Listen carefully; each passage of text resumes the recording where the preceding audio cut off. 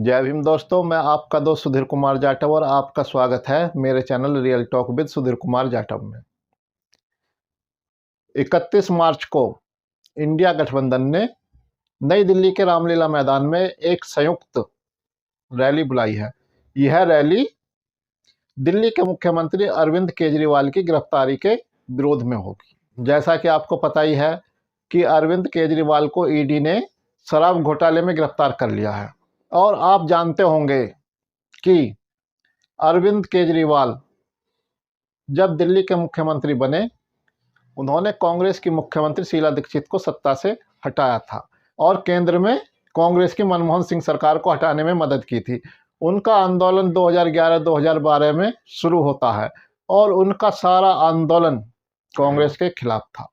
उन्होंने कांग्रेस की सरकार पर तमाम आरोप लगाए, 2G घोटाला, कोलगेट घोटाला, तमाम आरोप थे।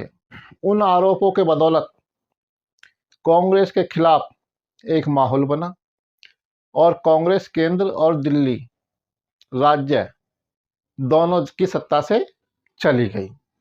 तो यह केजरीवाल ही थे जिन्होंने कांग्रेस को केंद्र और राज्य सरकार से हटाने में मदद की। जब अरविंद केजरीवाल कांग्रेस के खिलाफ आंदोलन कर रहे थे तो उन्होंने इंडिया गठबंधन के तमाम नेताओं के खिलाफ तमाम तरह के आरोप लगाए थे।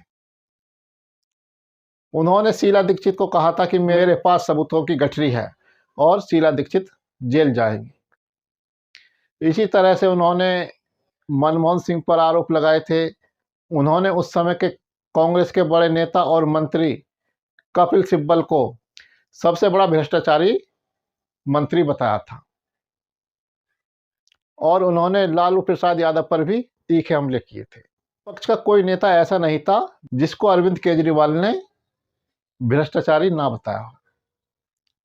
और जब उन पर आरोप लगे तो ईडी ने उनको 9 समन दिए, लेकिन वो किसी भी समन पर ईडी के सामने पेश नहीं हुए। अगर वो ईमानदार थे, अगर उनको अपने ऊपर भरोसा था तो उनको ईडी के सामने पेश हो जाना था, लेकिन वो ईडी के सामने पेश नहीं हुए। मतलब उनका कानून पर कोई भी भरोसा नहीं था। इसके बाद भी जब वो जेल गए तो उन्होंने अपने पद से इस्तीफा नहीं दिया। मतलब कि उनमें अपने पद पर चिपके रहने की लालसा है, उन्हें पद से प्रेम है। इससे पहले भी कई मंत्री, मुख्यमंत्री जेल गए हैं, लेकिन उन्होंने अपने पद की गरिमा रखी और जेल जाने से पहले अपने पद से इस्तीफा दिया। हेमंत सोरेन, जिनको अभी ईडी ने गिरफ्तार किया है, वो भी अपने पद से इस्तीफा देकर जेल गए। उससे पहले लालू प्रसाद यादव ने भी अपने पद से इस्तीफा दिया था, लेकिन अरविंद केजरीवाल में इतनी भी नैतिकता नहीं थी कि वो अपने पद से इस्तीफा देते और सिटिंग मुख्यमंत्री रहते हुए जेल जाने वाले पहले मुख्यमंत्री बने। ये जो इंडिया गठबंधन जो आज उनकी वकालत कर रहा है, उससे जुड़ा हुआ एक किस्सा मैं आपको बताता हूं। 2015 में नीतीश कुमार और लालू प्रसाद यादव की पार्टी मिलकर चुनाव लड़े थे और उसमें नीतीश कुमार और लालू प्रसाद यादव के गठबंधन को विजय मिली थी। गठबंधन को विजय मिलने के बाद उन्होंने शपथ ग्रहण समारोह में विपक्ष के तमाम नेताओं को बुलाया। उसमें अरविंद केजरीवाल को भी बुलाया था। अरविंद केजरीवाल वहां गए तो उनकी एक तस्वीर प्रचारित हुई, उनकी एक तस्वीर बहुत वायरल हुई, जिसमें लालू प्रसाद यादव ने उनका हाथ पकड़ा हुआ था और उनके हाथ को पकड़कर ऊपर उठा रखे थे। जब यह तस्वीर वायरल हुई तो इस पर अरविंद केजरीवाल ने जवाब दिया था। उनका जवाब बड़ा रोचक है। उन्होंने कहा था, मैं लालू प्रसाद यादव से नहीं मिला, वो खुद मेरे पास आए, मुझसे हाथ मिलाया, मेरा हाथ पकड़ा और हाथ पकड़कर ऊपर उठा दिया। ये अरविंद केजरीवाल की सफाई थी।